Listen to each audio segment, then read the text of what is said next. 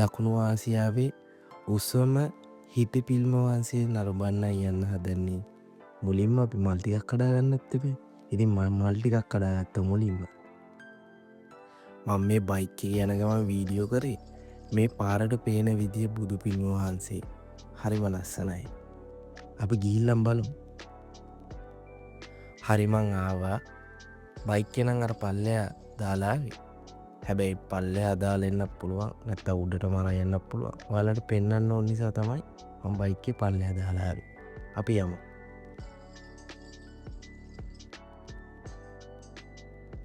මෙන්න මගේ මල් පොඩ්ඩ. මේකේ ෂෝට් කට් එක තමයි පඩිවෙල. නැත්තම් වටෙන් යන්නත් පුළුවන්. අද යන්නේ මම පඩිවෙලෙන්. ගිහිල්ලා බලමු. කට්ටියකුත් එනවා.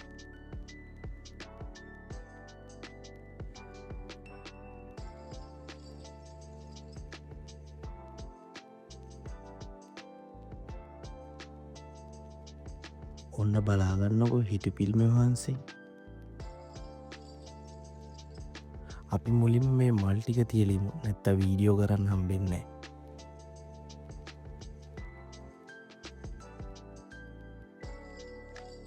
වීඩියෝ කරන ගමන් පහනකුත් පත්තු කරගත්තා. මොකද මමනේ වීඩියෝ කරන් තනියම.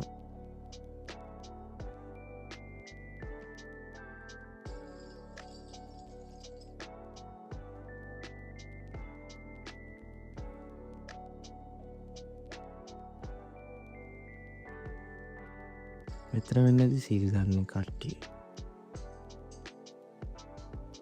ඔයාලට පුළුවන් අන්න අතනින් ගිහිල්ලා කියක් හරි ආදාළ කරන්න. මොකද එතනින් මෙතන ගොඩක් ලොකු විදුලියක් යන නිසා ඒ සල්ලි එකතු කරලා තමයි මේකේ ලයිට් බිල ගෙවන්නේ.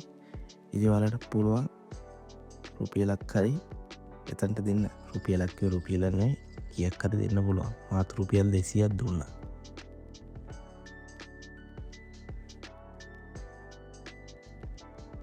ලස්සනයි නේ.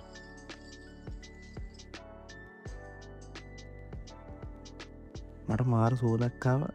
මෙන්න මෙයා තමයි. මම මේ 200 දෙනෙක්ගේ වීඩියෝ කරන්නේ නැහැ. හැබැයි මේ බලන ඔයාලත් ආවොත් මෙහෙම කරයි කියලා හිතාගෙන තමයි දෙන්නේ.